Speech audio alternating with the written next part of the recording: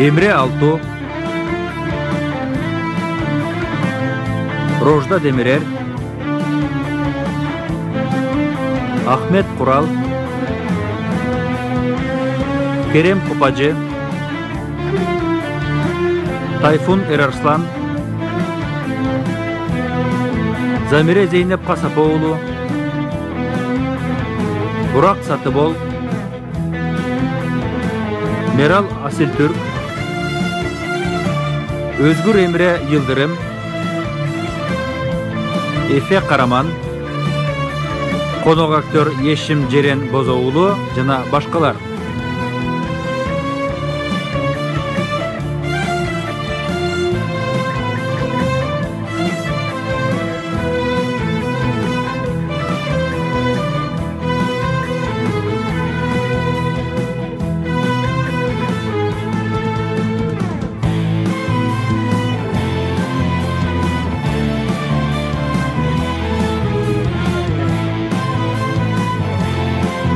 Rejissörü Çargı Bingüller, prodüseri Cem Tabak. Sizin ayta turgan sözünüz barбы? Жоқ. Чечимиңизди урматтайм. Sizди түшүнбөй турам. Мен мындай болоорун күткөн эмесмин. Процедура боюнча чече бериңиз. Макул, бара бериңиз. Чоң рахмат.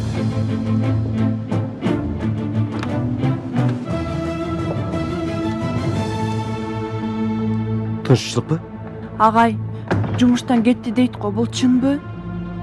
Үнзире, сөз тыңшаган кыздарга жарашпайт го дейм. Kenan, inspektor менен сүйлөшөлүбү? Агай, колубутубузду байлап тура беребизби? Ооба, кирели агай. Тынч балдар, эмне кылып жатасыңар? Бул жер базар эмес, мектеп. Кабатыр болбой тургула. Дагы аягына чыга элек. Бирок агай, Макул балдар. Силер бакчага бара бергиле. Мен буюмдарымды чогулта берейин.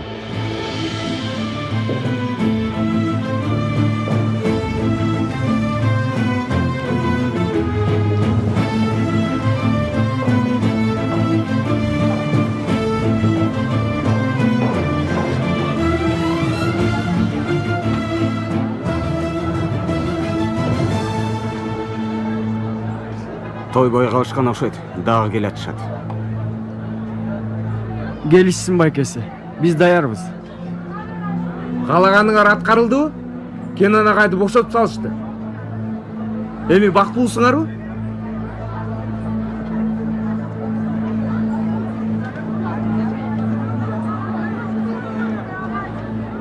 Буга биз да жаман болуп атабыз. Силер үчүн. Эми таянганыңар жок. Эми эмнени ойлоп чыгасыңар? Ким билет? Сенден коркпой турганын да канча жолу айтышым керек? Мээсине кирбейт экен мунун. Күнүгө кайталап туруш керек. Кааласаң тапшырма берели. Күндө дептериңе жазып тур. 10 жолу жаз, 10 жолу. Бул балдар силерден коркушпайт.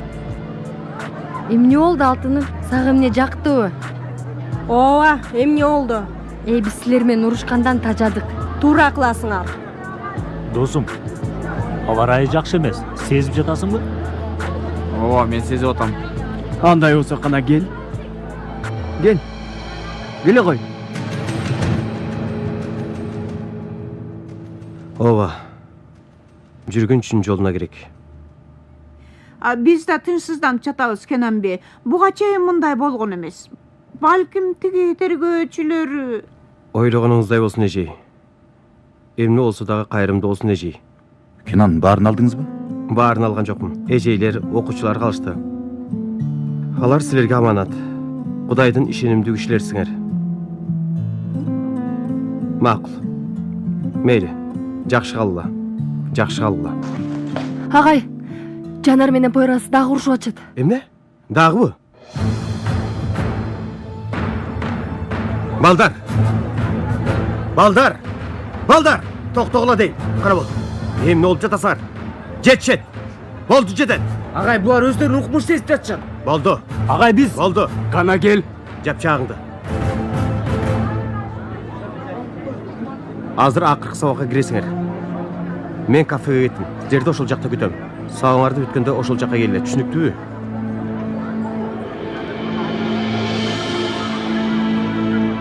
Түшүнүктүүбү? Түшүнүктүү.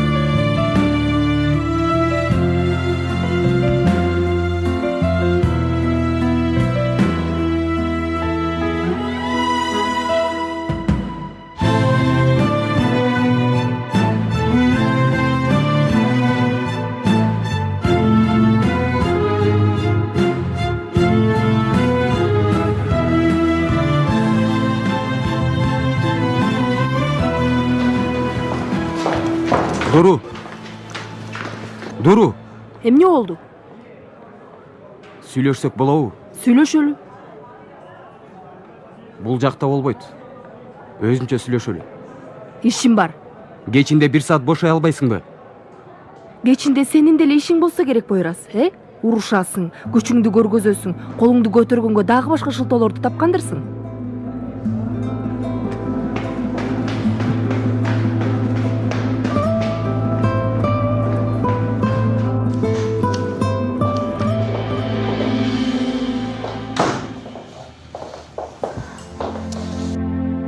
Kenan agay üçün abdan kagırdım. Рахмат. Tekçeleri de boş kaldı. Bul jagday sizdi oylandırbayбы? Эмнесин ойлоном? Ойлондурбай койчу беле. Bir çeçimi var mı? Кандай? Emi agay, bul Kenan agayдын ышкафы. Ekinci katardın 3. tekçesi. Bul sizdin ышкабыңыз. 3. katar bul 1. tekçe. Emi mındagılарды алып орындарын алмаштырсак эмне болот? 2 катарда толукталган болот, эч кандай маселе болбойт.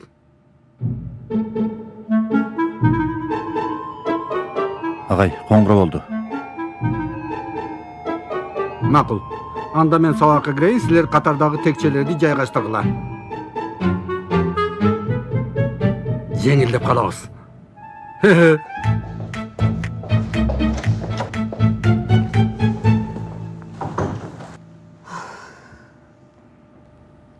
Метин, Кенан эми кетеби мектептен? Билбейм. Кечке уюна барсакпы? Жалгыз калтырганыбыз болбойт го? Жарайт, мен да ошентип ойлоп жаткам. Эгер сен келсең.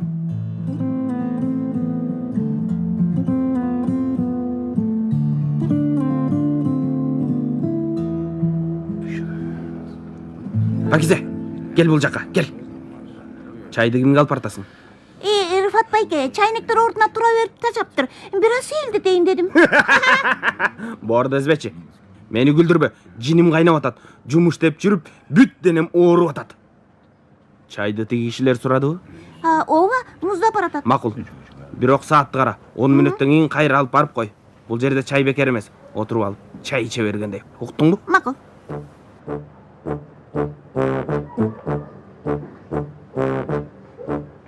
Рыфат, каякта барып жатасың сен? Келечегибизди. Анча жалтырабайт го. Түндүн эң караңгы убагы, таңга жакын калган кези. Козум.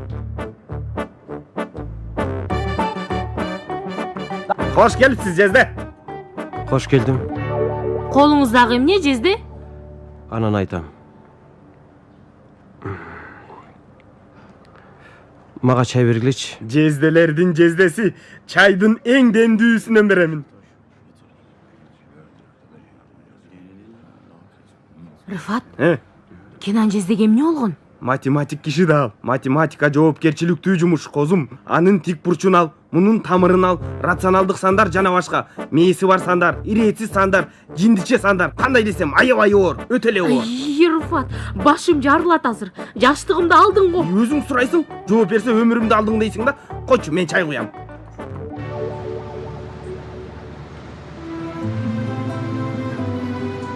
Атаң көр ай. Ичим бышып атат балдар эй. Оюмдан кетпей жатат бул окуя. Эми ушинтип эле Кенен агай кетип калабы? Ишенбей атам. Еткинем жетет болду. Жакшы сөздөн сүйлөсөң.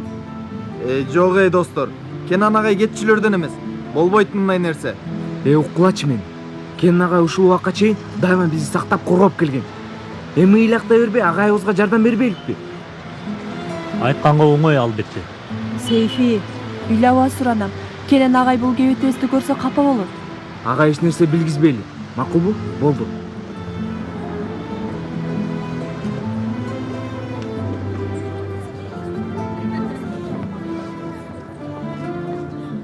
Дуру, Эмне болду Пойрас? Сүйлөбөйсүңбү, эмне болду? көптөн бери бир нерсе айтайын дегем. Эмнени айтайын дедиң эле? Карачы күндүн суыгун, мен үшүп атам. Дуру, сени сүйөм.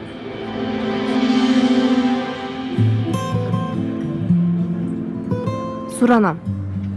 Эмнеге суранам? Сүйөм. Биринчи жолу көргөндөн бери. Өзүң билесиң. Эч болбосо сезип жатасың. Кайдагы сезген? Эмне деп атасың сен? Ойлогом ошентип. Мен үйгө кеттим.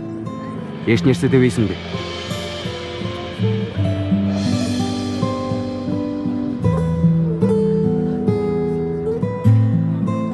Башка бирөө бар да, Жанар деген немеби? Пойрас, башка бирөө жок. Болушун да каалабайм. Азыр окуудан башканы ойлогон жокмун. Мен жолто болбойм, кайра жардамчы болом. Каршы болгонуң башка, себебиң билем. Жок, башка кишиң бар. Мен да билем. Сен да апаңа окшоп мени теңиң албайсың. Пойрас, тантыба. Мен сени жакшы көрөм. Бирок бир тууганымдай жакшы көрөм. Сен муну билесиң. Алдыда маанилүү сынактар бар, ага даярданыш керек. Түшүнүп атасыңбы? Анан дагы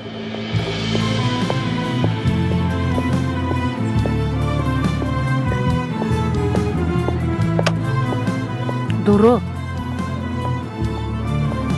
Эмне болду, апа?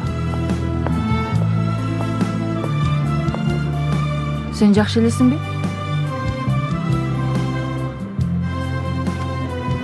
Базарга баралыбы?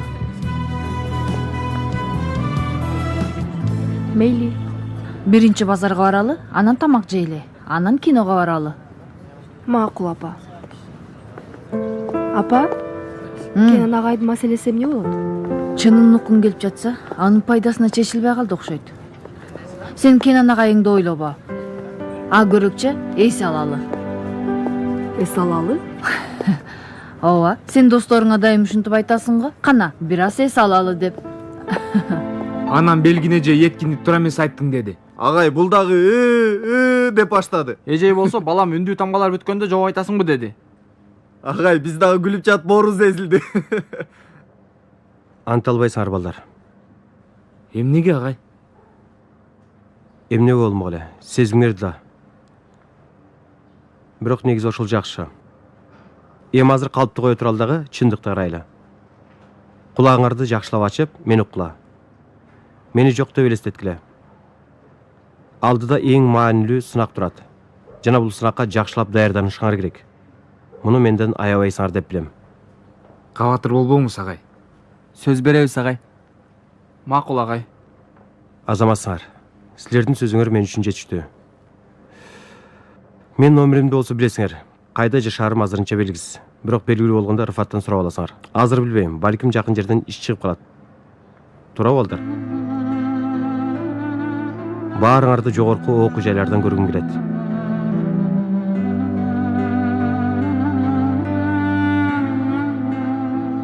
Эң башкысы татыктуу окугула. Сүйлөштүкпү? Менин окуучуларым дейин.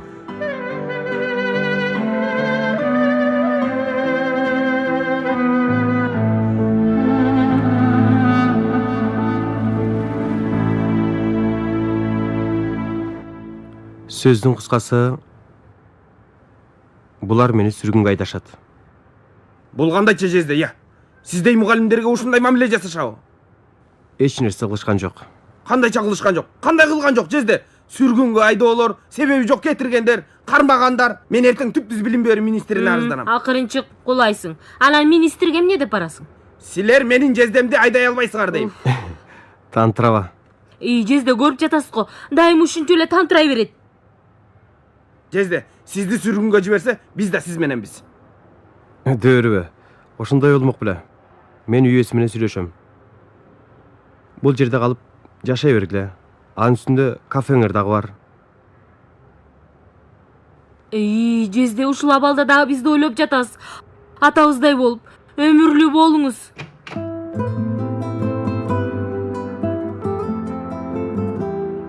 Кандай болуптур?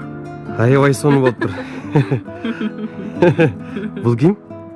Биздин класста. Айттым эле го. Нил. Нил.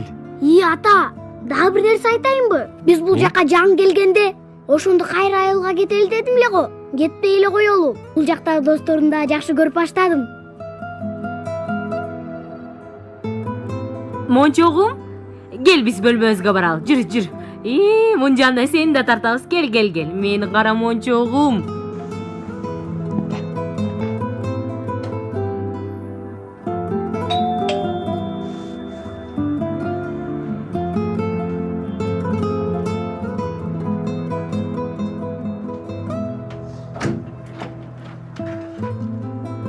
Конок келди, кабыл аласыңарбы? Албетте, келиңиз. Келгиле.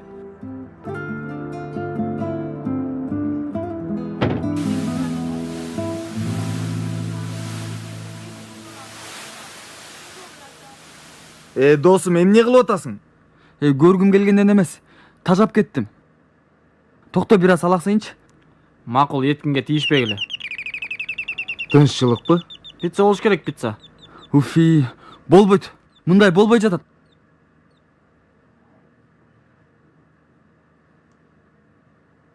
Кана балдар? Сейфи? Ачка эмесмин. Сыйкырды таягыбыз болсо, баягы пойраздар менен урушкан күнгө кайра келип калсак, Кенен агай бизге иш жаза бербесе, өзүмдү күнөөлүү сезип жатам. Сүйлөй бербечи, анын кандай тиешеси бар? Албетте, досум. Пойраз жана кызычууларды биринчи эле күнү баштаган. Сенин күнөөң жок, досум. Күнөө сенде эмес. Күнөө Дуруда. Дурунун кандай тиешеси бар? Пойраз Дуруну сүйөт. А сен Дуру менен сүйлөшсөң, Пойраздын жини келди да. Сейфи, Дуруну аралаштырба. Мен эч кимди аралаштырган жокмун. Сага дагы, Пойразга дагы көз кысып жатып, баарын баштаган Дуру. Өзүнүн күнөөсүн сезип жатат бекен. Сейфи, ойлонуп сүйлө. Пойраз менен Дурунун ортосунда эч нерсе жок. Болгону Пойраз Дуруга ашык. Негизи ошол да. Сен эмне деген турасың? Эмне деген келгенин көрүп жатпайсыңбы, досум? Дуру күлүп койду, сен сүйүп калдың. Кечээ эле Ямур жөнүндө айта албай жатканбыз. Коркконбуз. Досубуз кайгырбасын. Мунусун унутсун, экинчи эстебесин деп. Сен бат эле унутуп койдуңбу Ямурду? Ушунчалык арзанга сатылдыңбы сен? Сейфи, эмне деп төрүп атасың? Дуру ким экен тополоң салгандай? Сейфи, жетет болду. Ортодон баарын башаламан кылды. Кандай назик кыз. Кандай ак ниеттүү, пери кыз. Катырак алып келип, баарына көңүл бурганы. Досум, карачы. Сени кармаш үчүн кандай акылдуу кадамдарга барды. Азамат кыз экен. Жетет ей!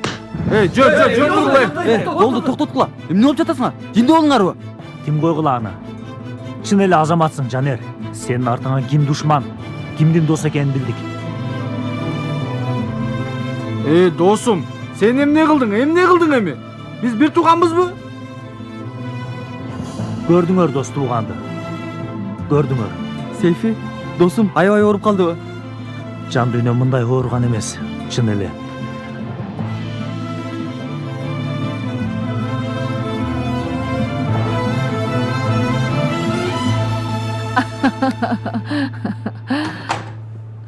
Ай Дуру, боорду эзесиң да. Апа чын эле күлкүлүү экен. Ай, Аллам. Аябай чарчадым. Ох, ай. Чарчадым. Ох. Мен сизге айткам кереги жок деп. Эмнеге? Кереги жок, карачы сонуңдарды алдык. Жанага гана. Карачы. Дуру сонун экен, Мага аябай жакты.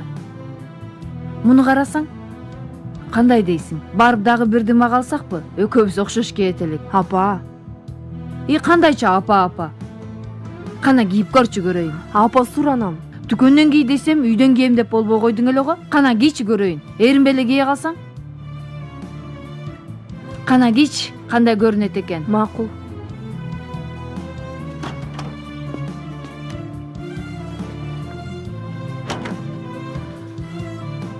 Дуру, биз буга ылайык бут кийим эмнеге караган жокпуз?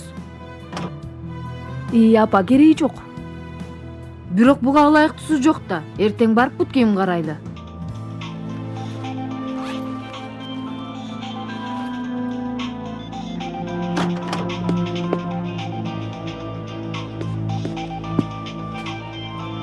Дагы сумкамды аңтарып атасызбы? Бул бала эмне эле сага кечке чалып калды?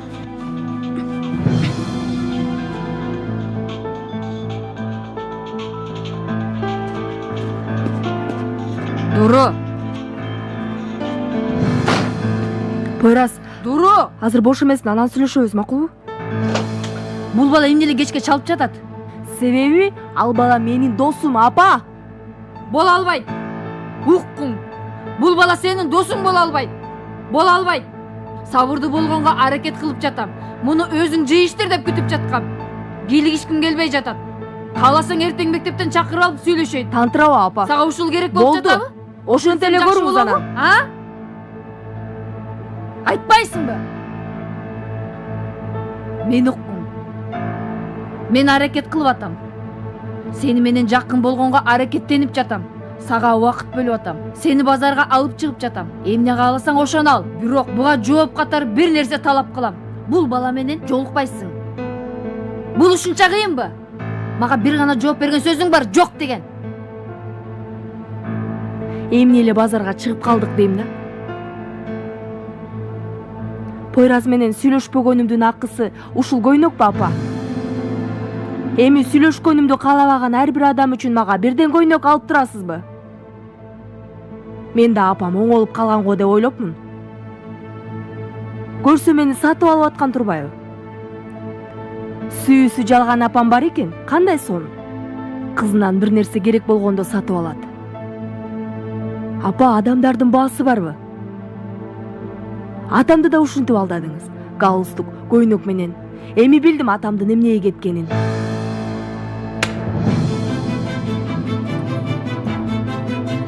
Чыгып кетиңизчи.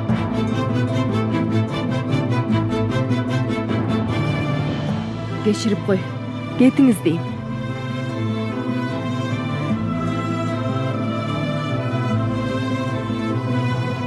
Адегенде үйдү 3 көтөрүп кыйкырыңыз. Анан акырын кечирим сураңыз. Чоң рахмат, апа. Көйнөк үчүн. Кино үчүн. Алган жүгөрүңүз үчүн. Анан бул алдаганыңыз үчүн.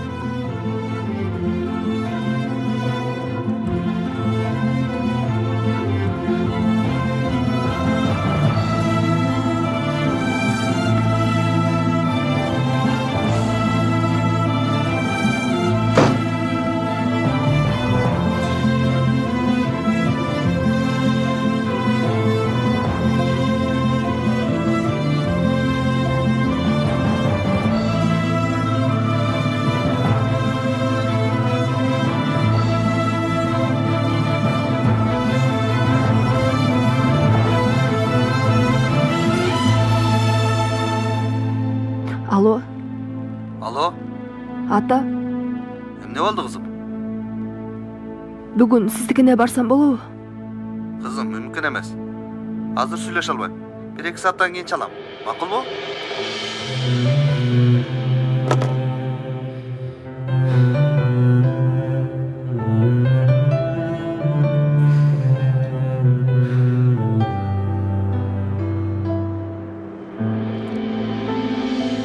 Рахмат Айнур.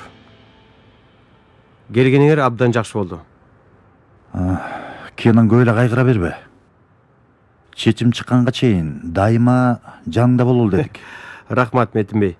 Баса, мүдүрлөрдүн ичинен эң жакшы мүдүрдүн бирөөсүз. Анча меселең го. Башка салганды көргөнгө чара барбы? Бу Кудайдын берген сыноосуздур.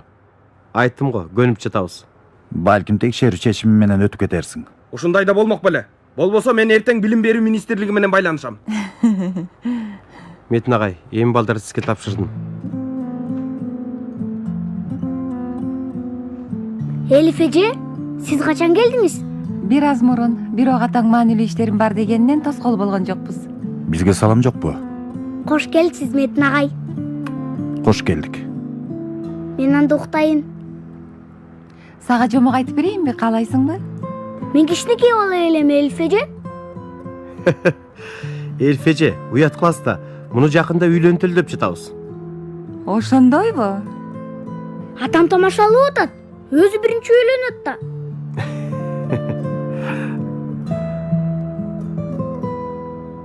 Алло, Эмне болду, Захра? Дуру сенин жаныңдабы, Кудурет? Жок. 1 саат мурун чалган. Келейин дегенден ишим бар дегем. Эмне болгон иш? Ошол маанилүү иштериңдин айыңан. Кызың барайын десе, чакыра алган жоксуңбу?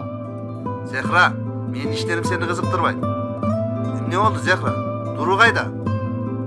Эгер бага албасаң, кызымды өзүмө бер.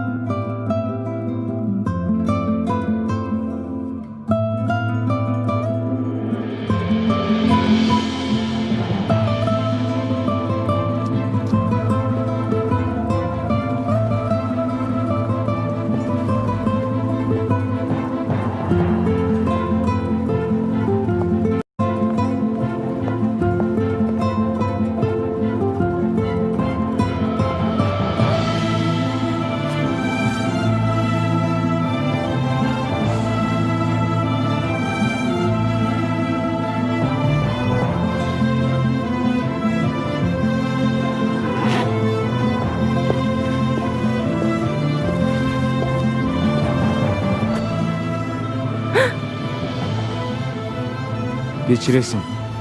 Бул жакта эмне кылып жүрөсүң? Сейф экөөбүз урушуп кеттик. Мен эшикти жаап чыгып кеттим.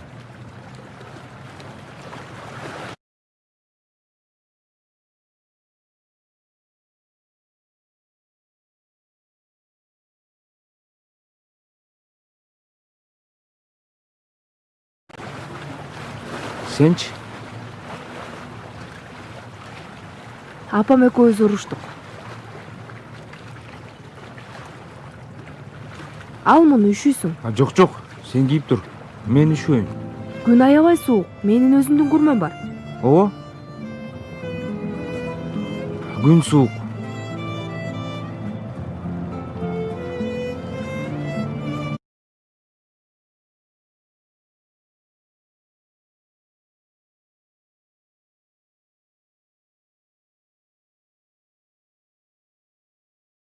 Бирок жанында сен барсың.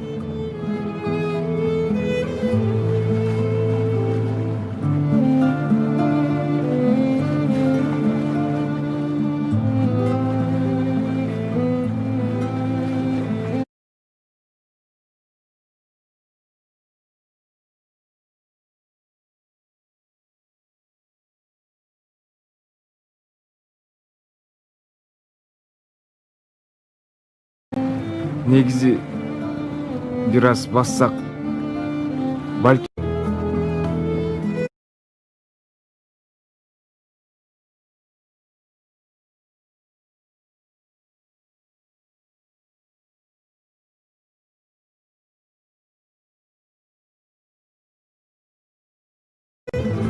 Күрмөңдү берейинби?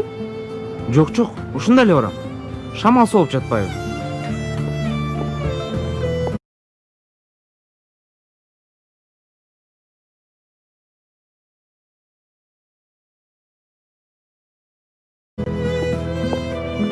Ансыз да ушуну каалап жатышкан. Урушалы, бири-бирибизди аталы, достугубуз, туугандыгыбыз бузулсун. Балдар, биз көп жылдар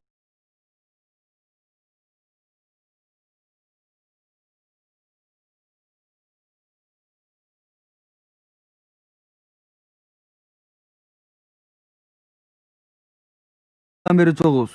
Эми болбогон нерсе үчүн тарайбызбы? Кенан агай кетелик. Ай биз эмне болдук? Угуп койгула. Демек Кенан агай болбосо биз бири-бирибизди жеп коймок экенбиз. Ушундай Койт. Башкасына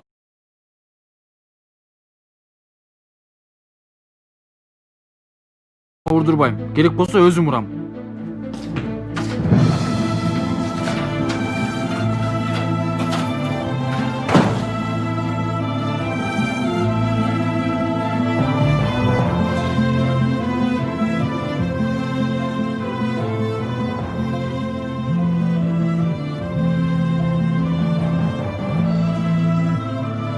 Telefondu alçı. Al telefondu.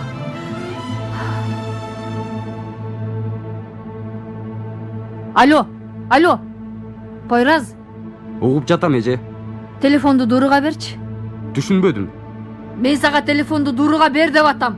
Sen çalıp atmadın belem. Canыңda da. Ver aldığa telefondu. Дуру үйдө эмеспи? Kandayça? Senin canыңda emespi Duru? Çıkıp ketiptir. Bilbeyim emne bolgonun. Telefonunu үйгө таштап кетиптир. Эч жактан таппай жатам. Табатыр болбоңуз. Мен таап келем.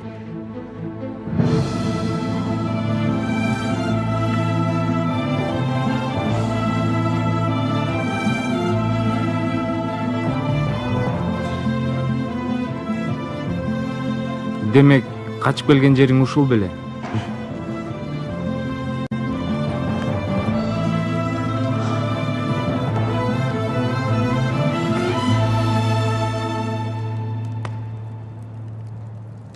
Бирөөнүн сүйгөнүн канча эзесиң?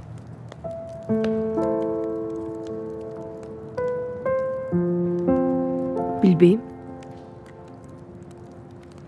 Мен түндө түшүмдө кимди көрсөм, ойгонгондо да жанымда болбосо аны жанымда деп элестетем. Ошого ашыкмын дейм.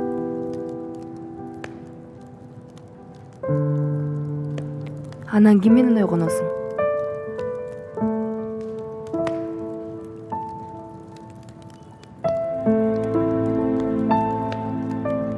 Сен менен Дуру.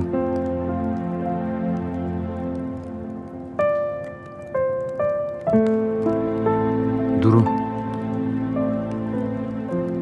Күндө эртең менен түшүмдө укканга макулсуңбу?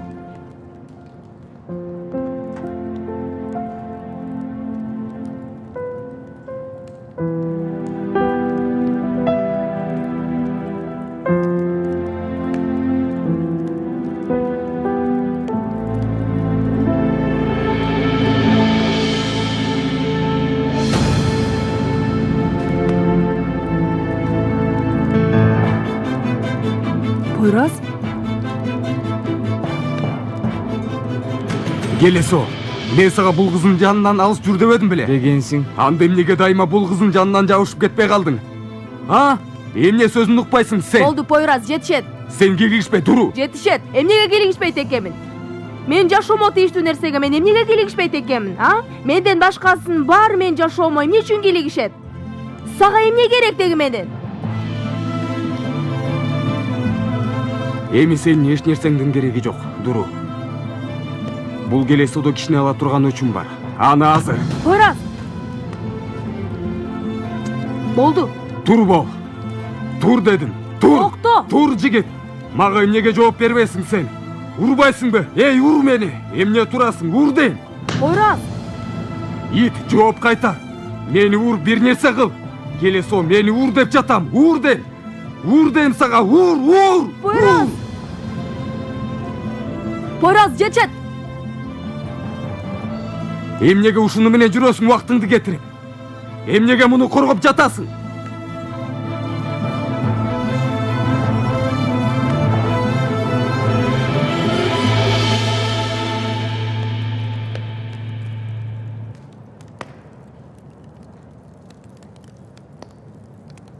Сүйөмүн аны.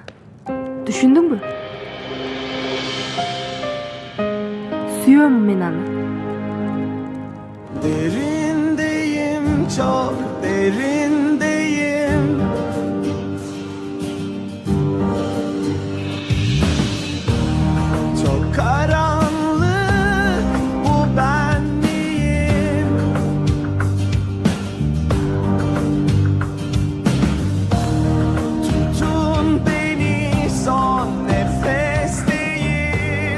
түшүбөй калдым.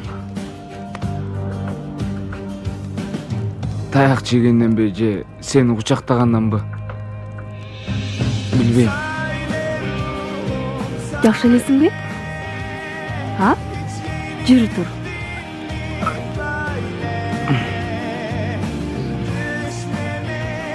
Жакшы элеби? Жакшымын. Жакшымын. Сүйөм аны. Түшүндүңбү? Сүйөм мен аны. Сүйөм аны.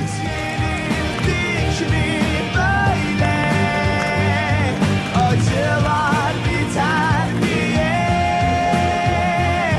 sen bittin mi söyle. Каяктасың, Жанер? Каяктасың эми?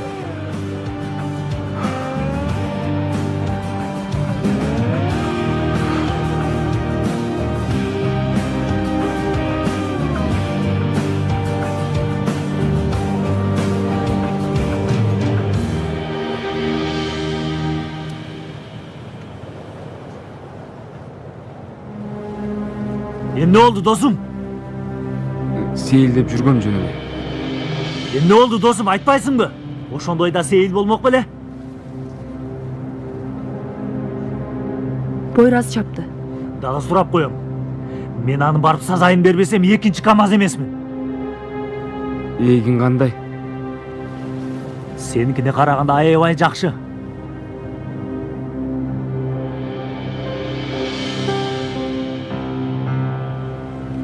Эй! Бас, жүрү. Жүрү дейм.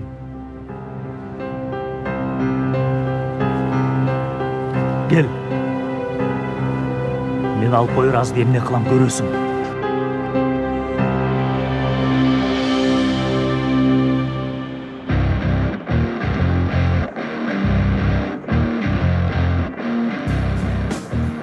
Алло, Хакан, батыраак баскетбол аянтына кел. Батыраак дейм.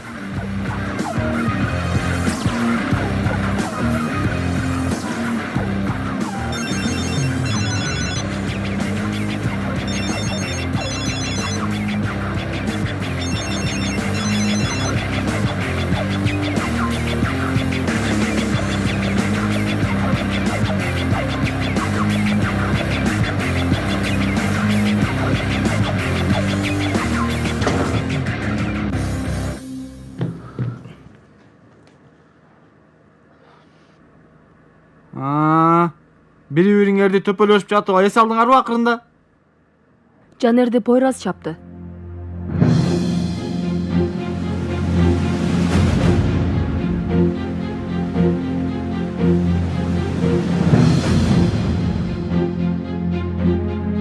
Дуру, мен сени үйүңө жеткирейин.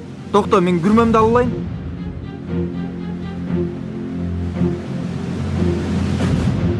Мен тоскоол болдум окшойт силерге.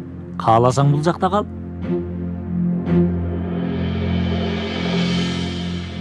Коңургумдан коркпосоң. Эй, жигиттер. Мага бирөөңөр эмне болгонун түшүндүрүлөчү деги. Эмне дейсиң? Менин үйгө баргым келген жок. Бирок залдын ортосунда эмне тизилип турабыз анда? Келгиле отуралы. Кел, досум.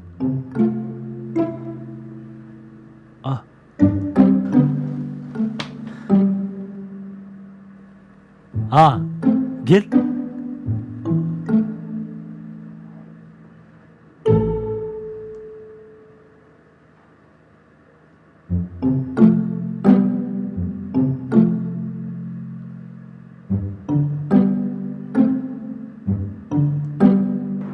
Жигиттер, мага сөз бергиле. Бул иттерди өлтүрөбүз дегиле. Бул жашоого жаралгандарына нааразы болгудай болушсун. Аркаларына карабай качкыдай болушсун. Эми Кенан агай да жок. Сөз берем досум, сөз. Баарын жайгарабыз. Сен эч кабатыр болбо досум. Биз баарын жайгарабыз. Беркилер жанында беле?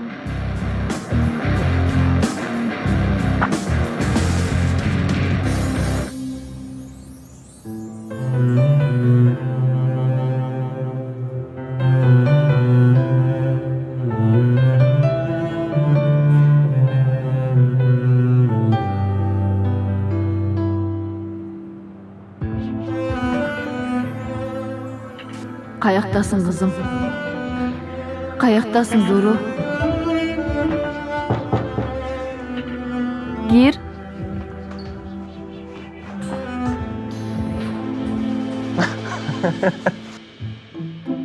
Эмне күлөсүң? Сонун жарашып калыптыр. Каласың сага берем. Чоң рахмат. Бул жакта ким жатчу эле? Мен Эми каяка жатасың? балдардын жанына жатам. Андай болбойт да, мен кете берсем болмок. Жок, болду, сонун болду. Сонун. Макул, мен калам. Макул. Мен да жаттым анда. Айткандай, коридордун жарыгын өчүрбөйм. Оңдогу эшикте дараткана бар. Башка нерсе керек болсо чакыр мени. Макул. Жакшы. Сен дагы. Эмне кылып аттың эле ичкүйдө? Сага эмне? Достор, миң түш көрсөм да Дурунун үйгө келери түшүмө кирмек эмес. Бирок Жанердин таяк жегенин көргөндө Дуру коркуп калыптыр аябай. Сүйөт окшойт. Анан кармап турбайт белең. Мен баарына Кенан агайдын жагдайына жиним келип жатат. Силер жинденген жоксуңарбы? Пойрас буларды аңдыган болсо, же үйдү таап алса? Кыйын болса келсин. Жанерди урган кандай болот ага көргөзөйүн. Ошондо Жанер экөөңөр да жараштыңарбы? Досум, биз тууганбыз да. Азаматсың эй. Кандай сонун?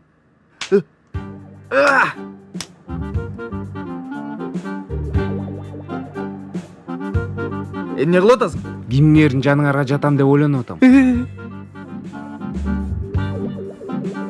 Тууганым десең да ийбейм эми досум. Мейли, жакшы жак.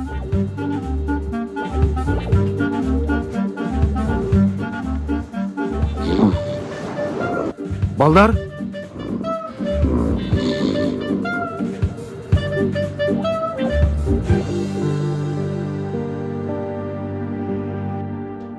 Жезде кийинип алгансыз го? Ушунча жылдын көнүмүшү оңой эмес экен да. Өзү дайыма шалбырап жүргөн үчүн сизден чочулап кетти. Сиз көңүл бурбаңыз. Ата,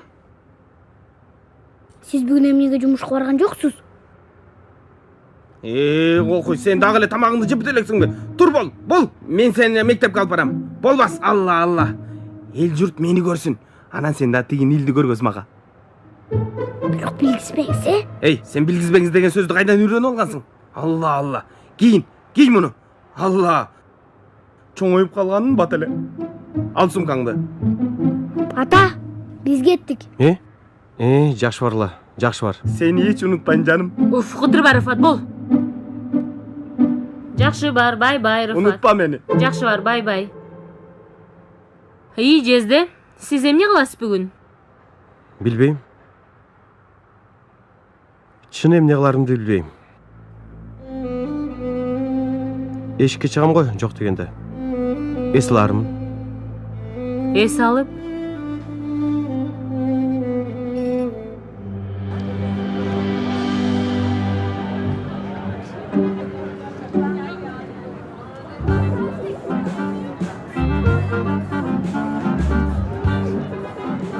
Тынччылыкпы? Кайдан кычырап? Үйдөн? Эми үйдөн дегенде үйдөн эле. Үйдөн. Эмнеге бул тараптан келдиң анда? Анан бул кебетең эмне? Неме, тамашалашып жатып тийип кетти. Үнзүле. Кычырайсың го? Чоң рахмат. Ай, көз тийбесин. Рахматынды айтат, туура. Аябай кымбат окшойт да, Кредитке алдык. Сөздү бурбагыла. Силер бир жакка бардыңарбы? Сен дагы таң атпай баштадыңбы? Эми Кенан агайсы да мектеп болчу эле. Кет, жүр. Жанер кайда? Бол.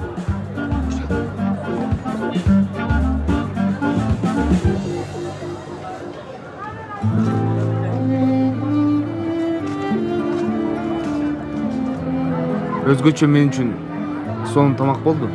Мен үчүн дагы.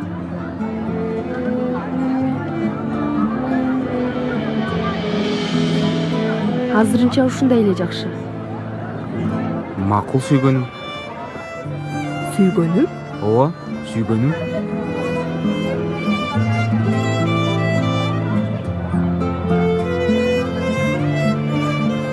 Окуудан көрүшөбүз.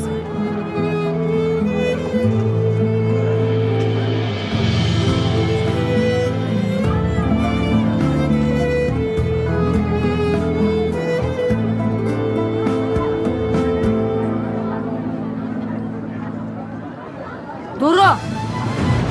Мени кара. Каякта жүрөсүң? Каякта жүрдүң? Досумдукунда калдым. Чын элеби? Мен таң атканча уктабай сени күттүм. Ким ал досуң? Кайда жүрдүң? Досумдукунда калдым дедим го. Ал кайсы досуң? Көрдүңүз го. Аман эсен. Эми уруксат берсеңиз, мектепке барайын.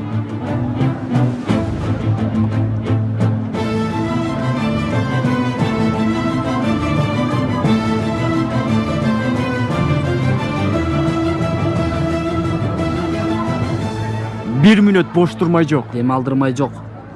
Чынын айтсам мени кызыктырбайт. Кенан агайдын окуясынан кабарыңар барбы? Эмне? Кайгырып жатасыңбы? Мунун кандай тиешеси бар? Сен дайыма бир нерсе ойлоп турасың да. Сейфи, башыңды жулам сенин. Силер бир нерсе жашырып жатасыңар. Эй кыз, кайра сурайсың да эч нерсе болгон жок. Досум, эмне деп жатасың?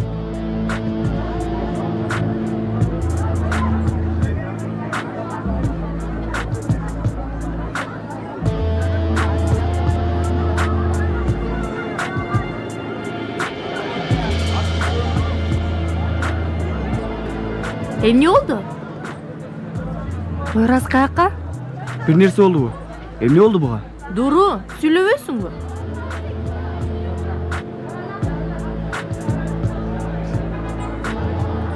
Мындай.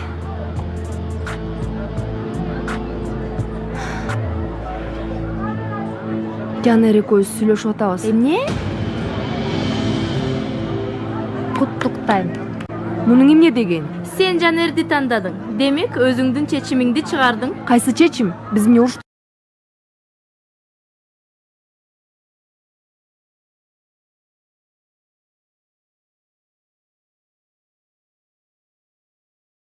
беле? Ооба, урушуп атабыз. Чыккынчылар өздөрүн билгизип койду. Жүрөбүз эле. Ой-ой. Эч нерсе болгон жок кыздар. Достор, эми жакында үй маселеси да, дуру маселеси дагы билинет. Жакында көрөбүз кайсынысы биринчи билинерин. Менимче биринчи дурунун маселеси билинет. Аны айтыш керек кыздарга. Баскыла кеттик. Кеттик.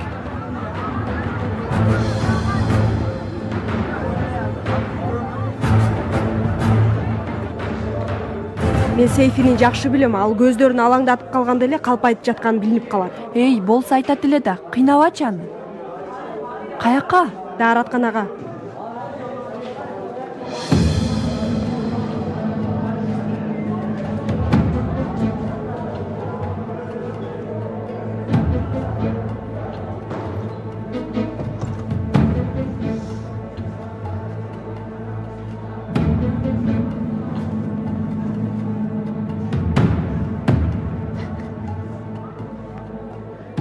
Турусу көрдүк.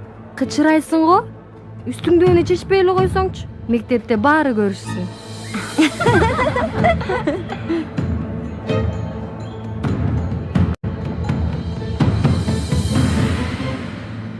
Жанер, түшүмдө бийиктен дагы кулаганымды көрдүм. Чоочуганымдан оозума учук чыкмак. Андай менде да болот. Кээде Суперменге окшоп учам мен да. Жок, меники башкача. Кандай десем, кулай берем, дайыма кулай берем.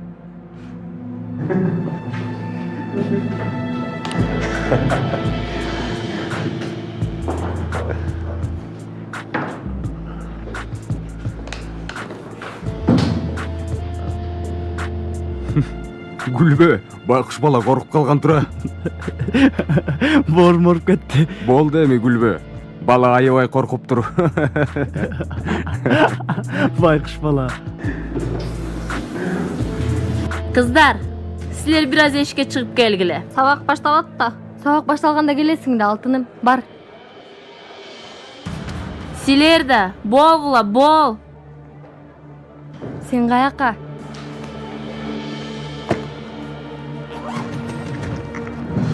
Кое тур.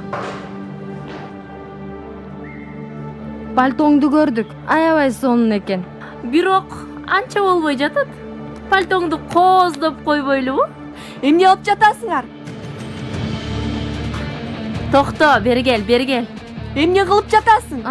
Карап тур. Азыр кандай сонун оюлар пайда болорун. Чоң кыз, сен моданы карабай элесиңби? Кара, сонун болот. Тийбечи. Чын эле, акайбай мода. Ооба. Андай кылбаң, суранам. Жөнчү. Коя бер. Бул эмне кылганыңар?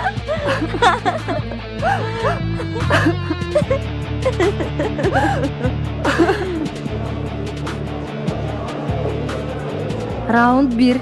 Биз бир нерсе кылдык. Эми кезек силерде.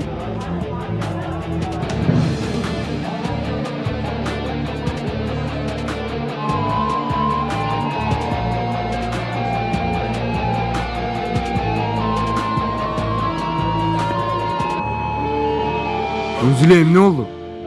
Айтпайсың эмне болду?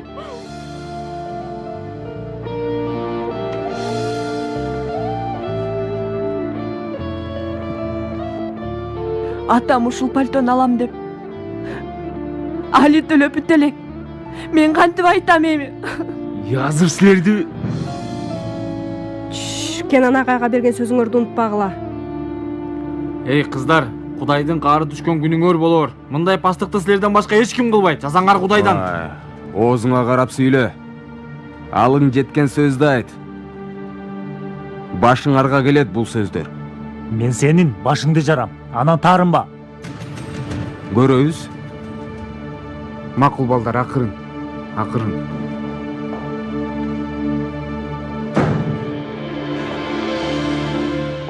Отургула.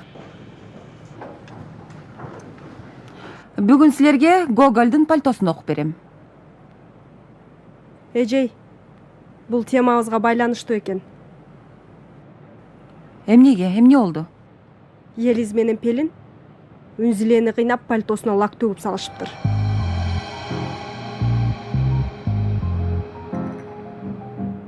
Жакшы. Анда биз дагы өзүбүздүн пальтобузду баяндайлы. Үнзүле, кана пальтоңду берчи.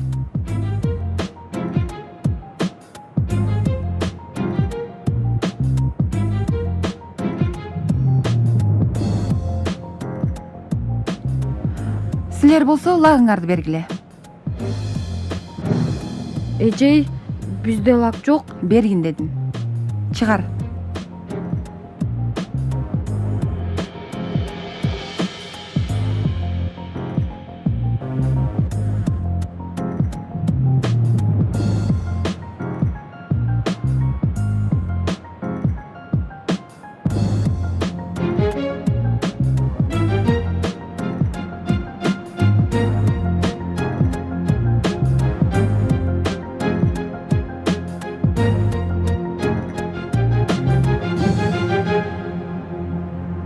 Елиз,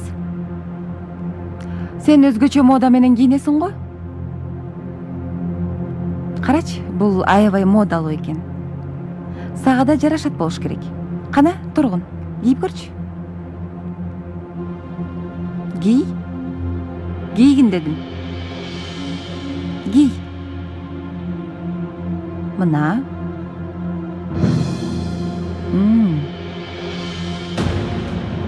Аябай жарашты. Бүгүнкү сабак бүткөнгө чейин үстүңөн чечмей жок.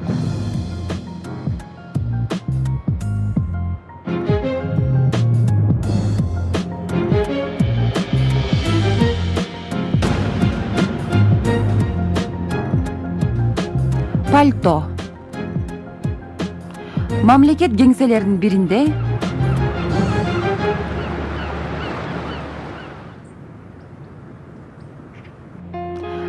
деди.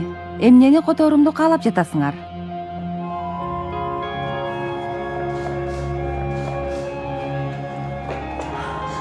Жакшы калгыла балдар.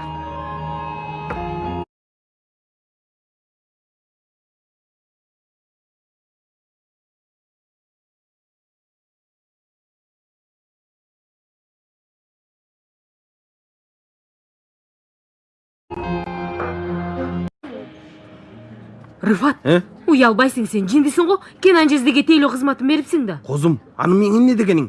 Уятты. Алла алла. Мен да эмне деримди билбей калдым. Мага бер. Алаксып турам деди. Макул дедим.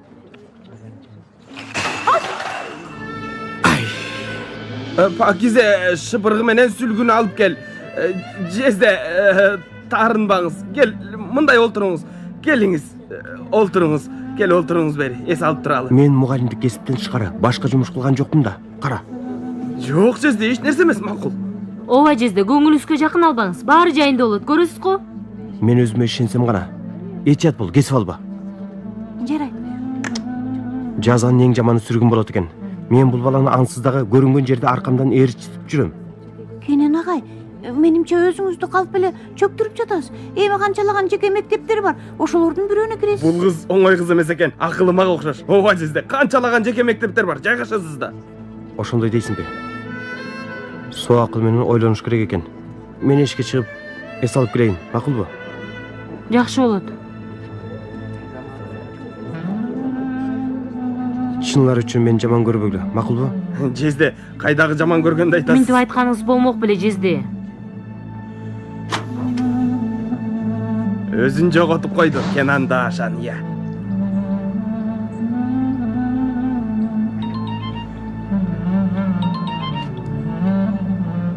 Эмне болду, Элбежей? Кенан агай, саламатсыз? Жакшы болгонго аракет кылып жатабыз сиз. Кечээ ойлонуп отуруп, оюма менчик мектепте иштеген курбум келди. Кааласаң сиз менен жолуктура алам. Бир аз мурда Рыфат да ушундай айтты. Билбей жатам. Менимче бир сурап көрөлү. Жакшы болот, көрөлү. Кааласаңыз мектептен кийин барсак болот. Макул, баралы. Макул анда, чыккандан кийин сизге чалам. Макул, рахмат. Чоң рахмат. Кенанга жардам бергениң үчүн. Кечириңиз, сабакка барышым керек. Көрүшкөнчө. Элиф, мен электростатистика темасын түшүндүрүшүм керек, бирок эч кандай куралым жок болуп жатат. Эгерде Спорт залда мурун лаборатория кылып колдонуп жүргөн жер бар. Ошол жактан тапсаңыз болот. Рахмат. Кыймыл жаныбарлардын орто айырмачылыктары. Жаныбар тамактануу кыйынчылыгынан арылуу жана түгөй табуу үчүн аракет жасашы керек. Жаныбарлардагы жер алмаштыруу, сүзүү, чуркоо, учуу, жылуу аркылуу кыймылдашат. Кана? Учуу кыймылдарына мисал айткыла. Эжей, Еткин дайым учат экен. Тамашаңды кой. Ооба, учуучуларга мисалы куштар кирет. Анда жылган жаныбарлар кандай? Эжей, Үнзиленин пальтосу ит болду, сүрүнүп жүрөт. Жетет. Бул жакты уккула. Кана? Эжей, дааратканага барсам болобу? Барып кел.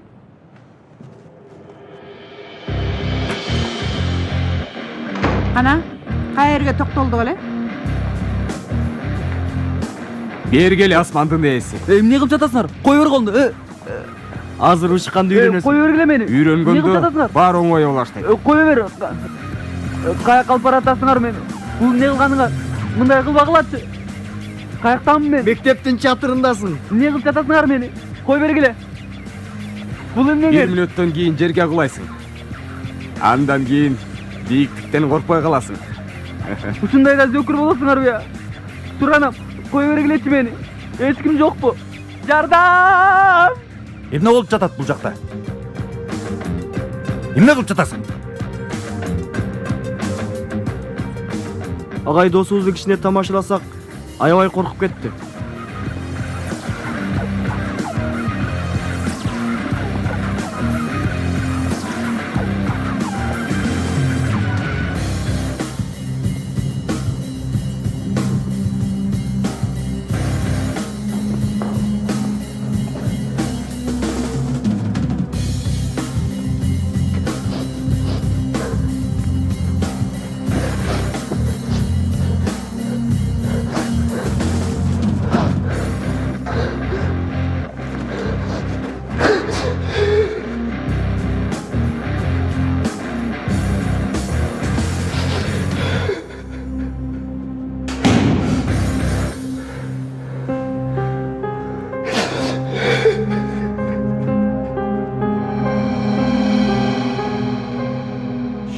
Еткин, сен каякта жүрдүң? Тыныгы бүткүчө сени издедик. Эч нерсе болгон жок. Мага тийишпегилечи. Ушундай да зөкүр болосуңарбы я? Жардам! Этке сага эмне болду? Эмне болуп жатат? Суранам, кой бергиле мени. Мени эмне кылып атасыңар? Мени бүтпегилечи. Жылдын видеосу болот бул. YouTube'da, Facebook'ta, Twitter'de birinci orunda olur. Balkim televizorga da çıkar. Dostum men çıdabayım buğa. Ömer. Söz bergenбиз.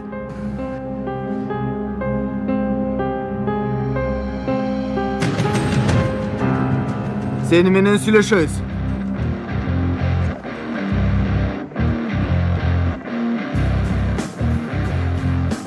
Сен менен эмнеге кыз жигит болбогонун эми түшүндүм жана ушуга шүгүр кылып атам.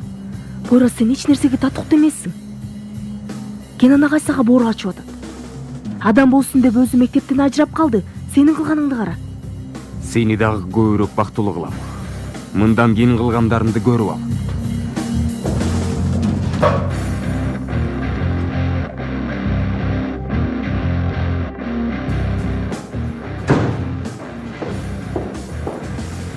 Отургула. Сабак болбойт деп ойлосоңор жаңыласыңар. Демек, өткөн жумада кайсы теманы өттүк эле? Борон жана шамал. Ооба. Эже. Пели менен Елис Үнзүлен пальтосуна лак туруп салышты. Ордуңардан тургула. Бол кызым, батыраак.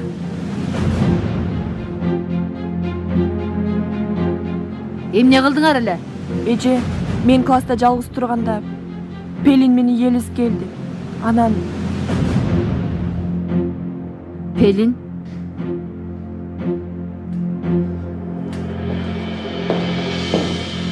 Айтпайсыңбы кызым? Сени угуп жатам. Эже, калп айтып жатышат.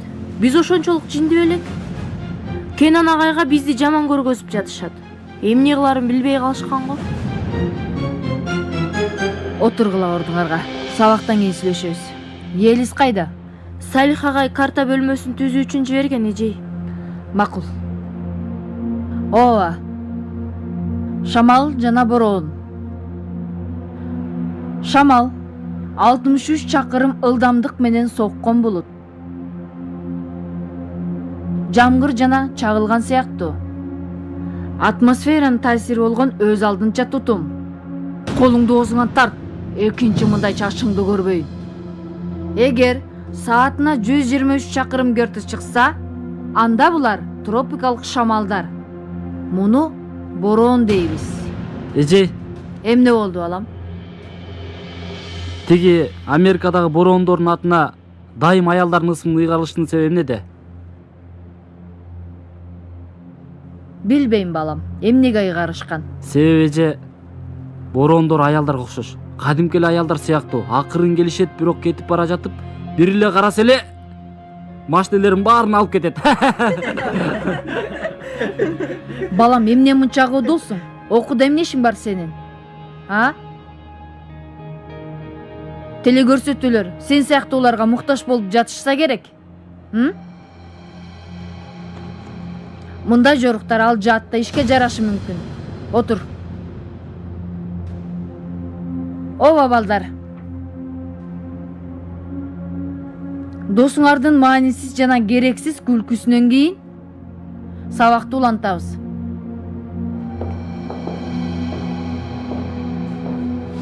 Каерге токтодук эле? Борон жана Шамал. Азамат.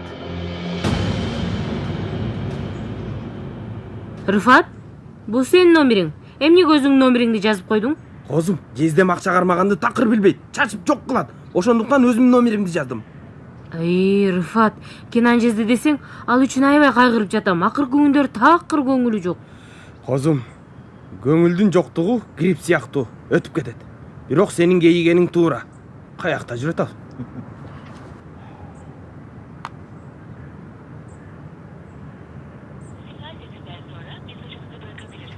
Бул эмнеси?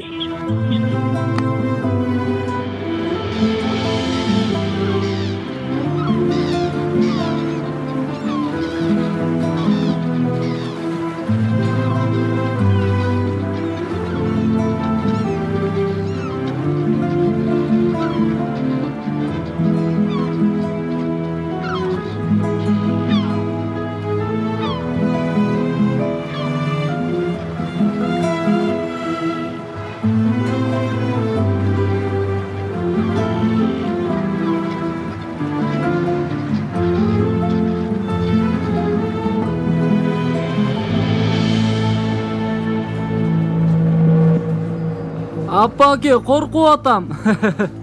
Досум, антпе, досум. Кулатпачы мени, сұранам. Кулатам, жишитам мен сени, шекергенге айлантам мен сени. Күн батканда капка салып, алыскамай, ыргытамай мен сени. Кулатам, жишитам мен сени, шекергенге айлантам мен сени. Тырын, тырын, тырын, тырын, тырын, тырын, тырын, тырын, тырын, тырын. Кеттік. Не кылып жатасыңар? Суранам, мени кой бергиле. Мен кайдамын? Мектептин чатырындасың. Кайда сөкүр болосуңар? Суранам, кой бергиле мени. Эч ким жокпу? Жардам! Жардамга! Качанга чейин унчукпай жүрө беребиз. Досум Еткин, сени урган алар. Үнүңдү чыгарбай отурган сенсиң. Коркуп тургандар алар, сен эмес. Айтканда оңой болду. Бардык мектеп мени шылдыңдап жатат. Силерде эмес. Сени шылдыңдаганы бизди шылдыңдаган болот.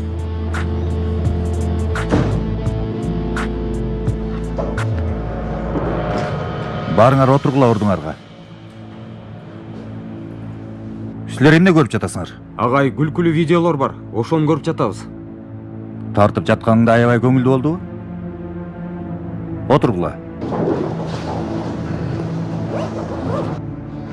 Достор, бүгүнкү темабыз электр тогу, фаза жана теңдик.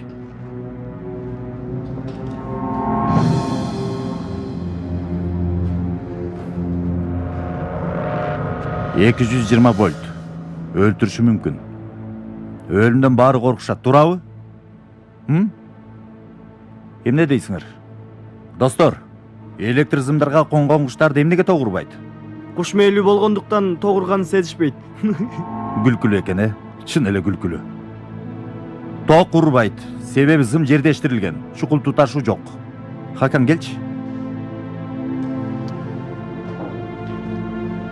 Айтыңыз, агай. Угуп тур. Мунусу фаза, электр. Бул болсо теңдечүү, же жердештирүү. Эгерде өткөргүчтүн эки учу силерге тие турган болсо, же бир гана фаза силерге тийсе, мунусу силердин жер менен байланышыңар болот.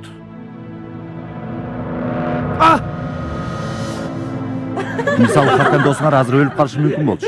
Бирок өлгөн жок. Эмнеге? Вилканын сайгычы жок болчу. Күлбө!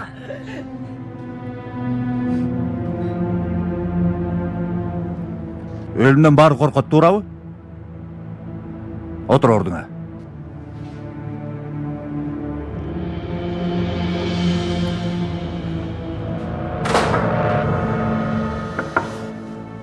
Гер. Агай, видео жөнүндө уктуңузбу? Ооба, уктум. Бир нерсе кыласызбы? Жок дегенде балдарга эскертүү бересизби? Ал видеода Еткин жалгыз экен. Өздөрүн өздөрү тарткандыр балким.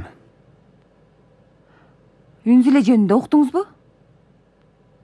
Ооба эжей, аны да уктум. Бирок сиз жазалап турсаңыз деле. Уруксат берсеңиз ишимди кылайын. Эмне болушун күтүп жатасыз, Салих агай? Чыр чыгышымбы? Элиф эже, баарына көз салып жатам. Кабатыр болбоңуз. Мынчалык ырып ата турган эч нерсе жок.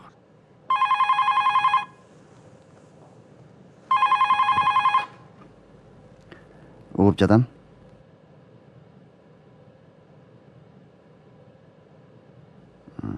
Ооба, Кенан Даашан арызданбай турганын айткан.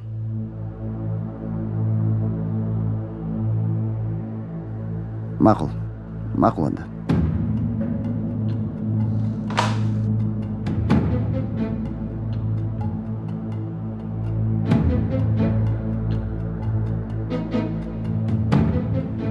Инспекторлар эртең окуучулар менен жолугуш үчүн кайрадан мектепке келишет экен. Кенан агай да келеби? Албетте. Макул. Жакшы калыңыз.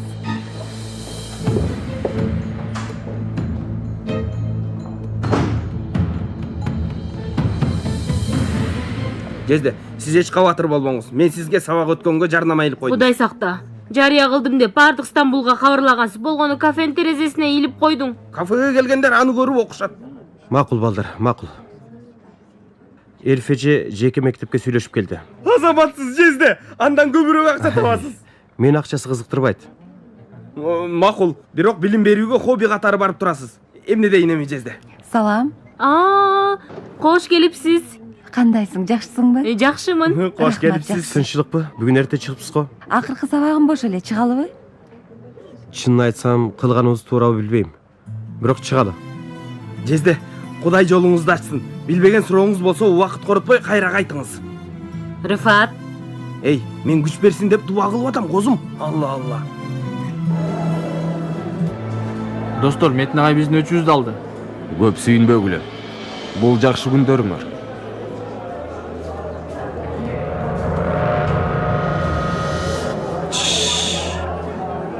Эртең таң атпай мектепке инспектор келет экен. Салих мүдүрдүн эшигинин жанында күтөт экенбиз. Түшүндүңөрбү? Тергөө калышат экен. Мейли анда.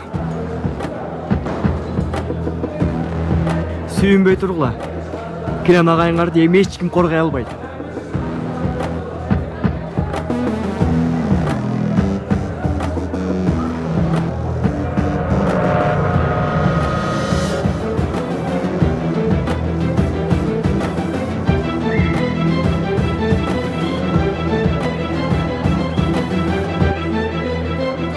Кенен агай, мектепке чакырыласыз. Эртең инспектор кайра келет. Окуучулардан сурап чыгышат экен. Бул дагы сиздин пайдаңызга чечилиши мүмкүн. Менин үмүтүм деле жок. Эми чечим чыкты деп ойлоп жатам. Бул жеке мектепти да баламдын суранычы менен кабыл алганга туура келди. Ушундай кырдаалда адамдар белгилүү болот экен, түстүү кагаздай болуп. Эч нерсе эмес. Жакшыраак жооп алып калаарыбызга ишенип туралы. Эми жок дегенде эртең бүрсү күнү иштер жумушуңуз болот.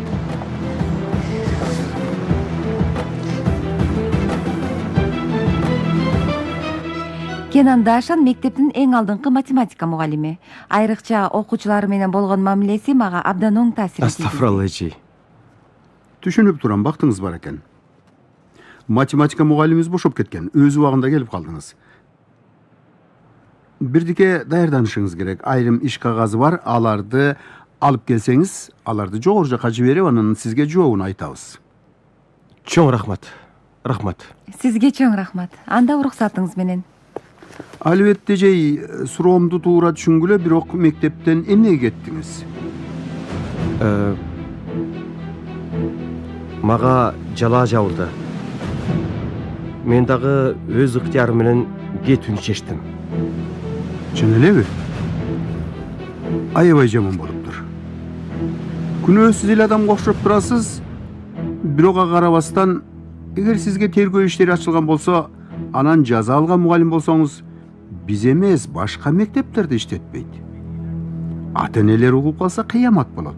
Мени түшүндүңүз да, Албетте түшүндүм. Убактыңызды алып койдук, кечиресиз. Жакшы барыңыз. Жакшы калыңыз, агай.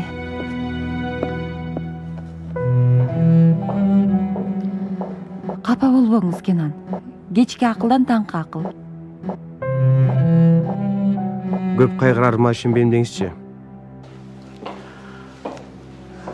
Аракетиңиз үчүн чоң рахмат. Бирок мен мугалим болбой эле башка иштер менен жашоолансам деген ой келди.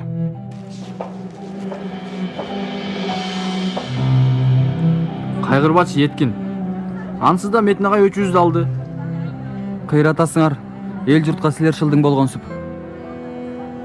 Элиф эженин айтканы да жакшы болду, Так сыяктуу көрүнбөй эле турат. Эмне эле?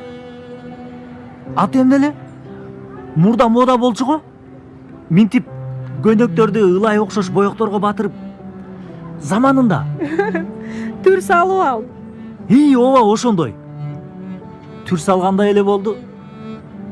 Сенин да күрмөңдү алып алдым. Рахмат, Өмөр. Эч нерсе эмес Инизиш. Мейли дегилечи. Кенан агайдын көңүлүн кантип көтөрөбүздү ойлонбойлубу? Киного баралы? тамакка чакыралы аны. Угуп жатам алтыным. Кафеге баратабыз. Кенан агай да ал жакка барат. Сен да кел. Сагындым. Жок, кыздардын кабары жок эле. Бирок эптеп түшүндүрөбүз албетте. Бир аз таарынышат. Макул көрүшкөнчө. Чын эле балдар. Сонун пикир. Эң сонун пикир. Ал эмне сонун болгон? Неме? Мен жолдон айтам сага. Кеттик. Жүрү азыр чыгалы.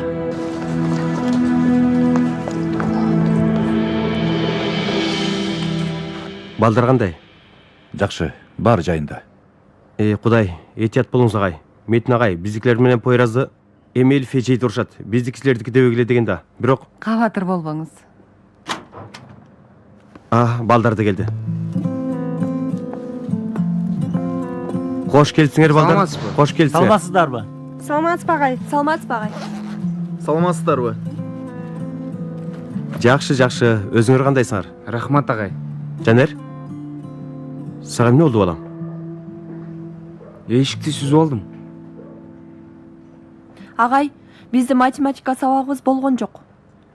Агай, ичибиз ачышып калды биздин. Агай, биз ал сабакта кантип толуктайбыз? Кандай болот ал? Эми мындай. Марио, мага жардам берсең, жүр.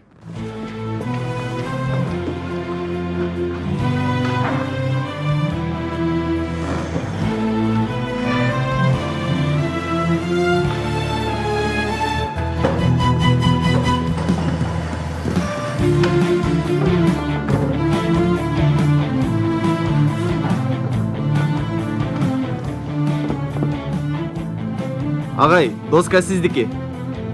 Агай, Кенан агай. Жезде, алдыгын үздүр тактасы. Рифат, сен мындай өтчү.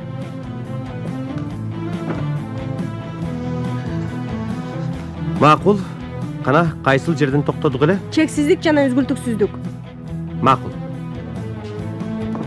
X өзгөрүлмөсө эгерде A өзгөрүлмөсүнөн кичине болсо жана оң жактан жакындашып турса, муну оңдон жакындашуу деп атайбыз. Жана мындай көрсөтүлөт. Эгерде X өзгөрүлмөсү иреттүү сандан чоң болуп жакындашса, анда аны да оңдон жакындашуу дейт. Жана минтип Дуру? Агай, сабагыңызга катышсам болобу? Бул кайдан чыкты эми? Мен сага анан түшүндүрөм, бирок урушпайсың. Кел отур.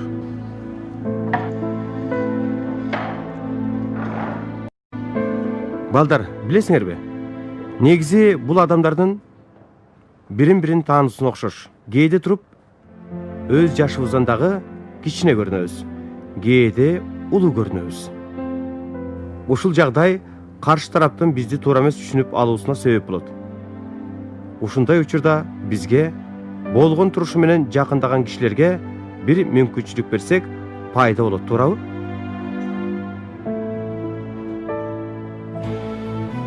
Кара, эмне деп жаттык эле? X өзгөрүлмөсү бул өзгөрүлүүгө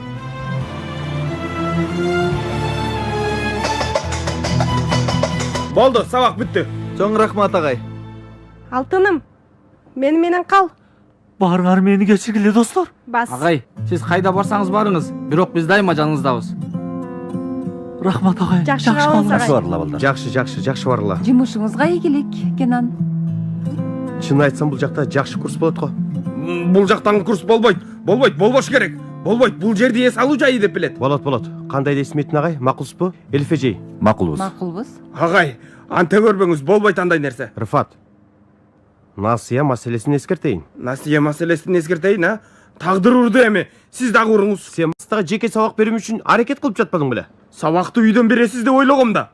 Ой, кичинекей бир курс ачтык десек болот. Ошондой болду окшойт. Биз кетели. Жакшы калыңыз. Жакшы барыла. Айнур кайда? Айнур кайда? Сабак берип жатып Юсуфту унуттуңуз. Айнур аны алганы кетти. Алла. Коркуп атам. Пойраздын достору менен кылгандарын көрүп турасың. Дагы урушуп кетесиңерби деп аябай коркуп атам. Мен Пойраздан да башкасынан да коркпойм. Сен жанында болгондон кийин эч нерседен коркпойм.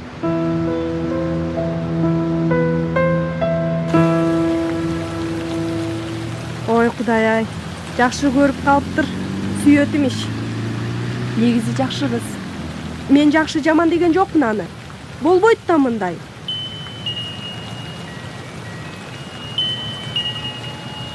Ямыр чалып жатат. Кандайсың? Жакшы, бирок аркаңарга бурулуп карасаңар да андан да жакшы болот. Эмне дейсиң? Сюрприз! Кыздар, аябай сагындым силерди. Айшыгүл мага көнүш үчүн бир аз убакыт керек го. Айшыгүл бир аз чукчуңдай берет. Бирок жакшы кыз. Алда сага көнөт. Түшүндүрөбүз. Эмнени? Бири-бирибизди сүйгөнүбүздү. Анан болбой баратса айтпай коем. Эмне? Тамаша, айтам. Кандай дейсиңер? Бир жерге барып отуралыбы? Балким Жанерди да чакырып алабыз. Биз үйгө кетишибиз керек. Ооба, биз үйгө баралы жаным. Кандайчы? Көптөн бери көрүшпөй, мен силерди сагынып келсем, анан силер үйгө кетебиз деп. Кыздар, бул эмнеңер? Анда болуптур. Мен силердин дартыңарды билип алам. Кандай болсо да биз бир класстабыз. Эмне? Эмне? Ооба.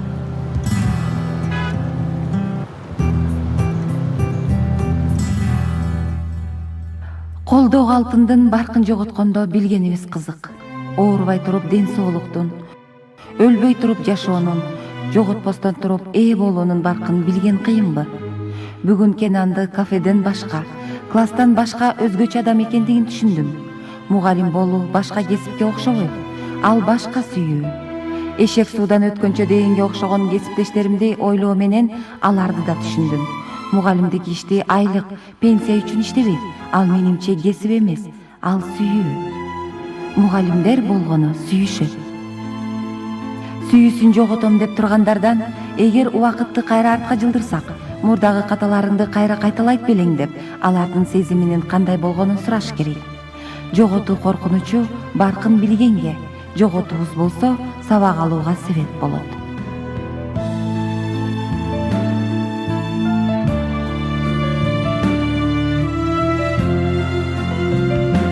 Бүгүнкү мага үйрөткөндөрүң үчүн чоң рахмат, Кенан мырза.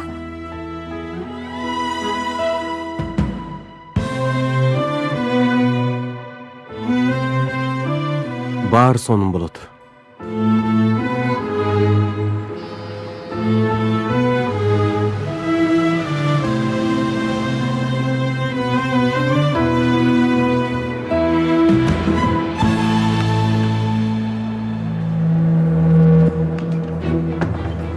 Дуру, сени чакырып атат.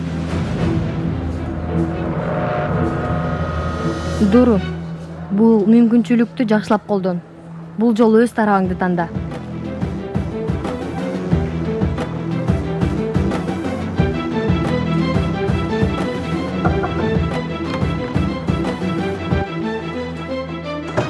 Келе кой Дуру. Бу жака эмне үчүн келгениңди билсең керек. Ооба агай. Анда Кенен агай кандай киши? Аны кандай мүнөздөйсүң? Биринчи ошондон баштайлы кызым. Айта кой. Мага айта тургандарыңды болгону сен жана мен гана билем. Ошон үчүн кабатыр болбо. Кенан агай, аны мен жаңы эле тааныдым, бирок абдан жакшы мугалим. Бир гана математика сабагын түшүндүрбөйт. Мисалы кечээ бир канча окуучуга сабак өттү. Артта калбагыла деп. Силер аны мектептен кетиресиңерби билбейм, бирок бул аны кызыктырбайт. Ал болгону кафеде чай ичип атып, ошол эле учурда калтырган сабактарды түшүндүрдү. Бул үчүн акча алдыбы? Жок агай, астафралла. Кафе тууганыныкы экен. Чайларды ал алып берди. Түшүндүм. Кенан агайды кетирбейсиздерби? Чыга берсең болот. Мага Пойразды жибер. Макул агай.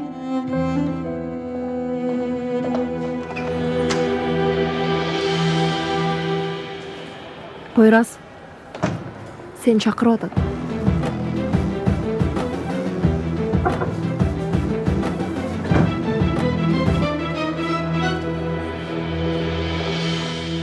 Gel agay jigit. Bilişimçe okuyanın başka kahramanı sende okudum. Berkisi Caner. Demek Poyraz. Kenan ağa jönünde emnelerdi aytalasın. Sen okup jatam. Ayta ver. Балдардын сын пикири ишке жарайт. Мен да ошентип ойлоп жатам. Анчалык көп үмүттөнбөш керек. Акыры процедурага кетет. Ооба. Kenan мырза туура айтат. Процедура бул. Кенан мырзанын кетүүсүн каалап жатасыз агай, туурабы? Элиф? Elif'e cevap aylap söylüyorsunuz. Sezimtaldık menen çekten aşkan sözlerdi ayttınız. Abdan oğur suroo oldu bu.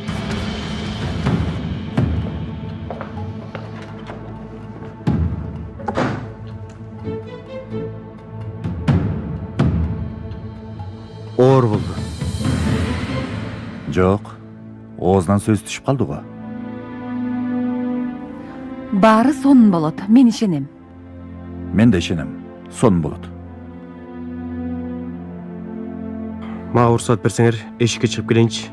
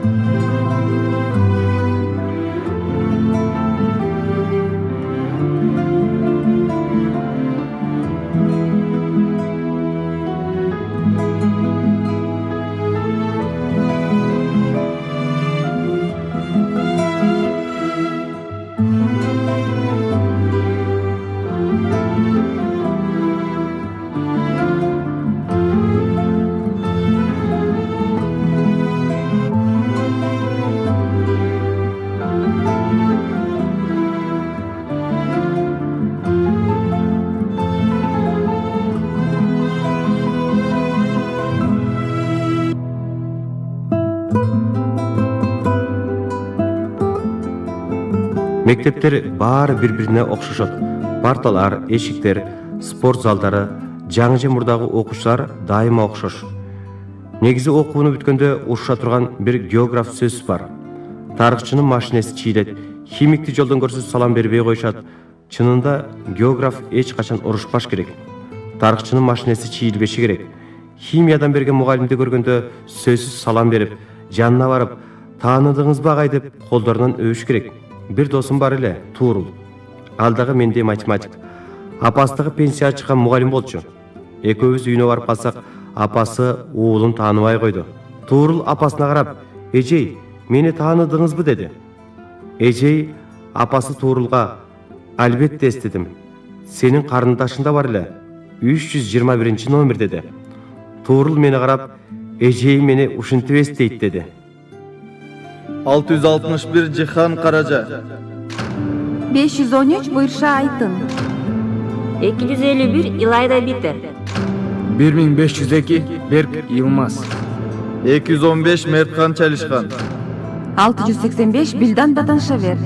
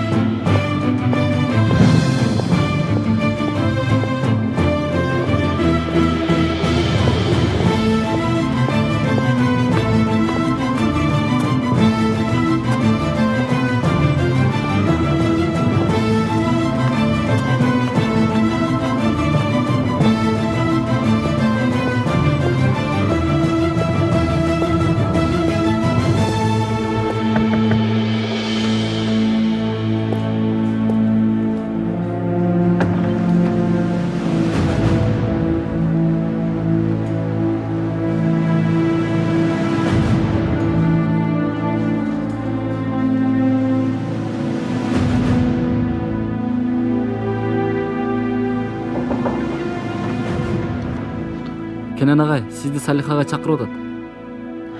Жүрүңүз.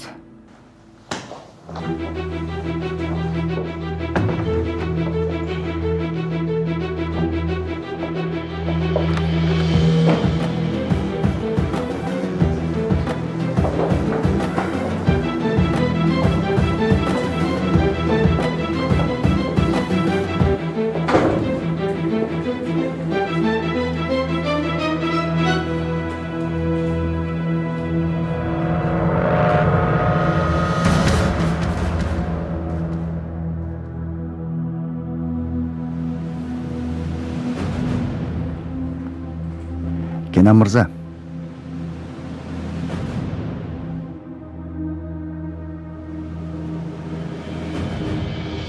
Чечим чыккан.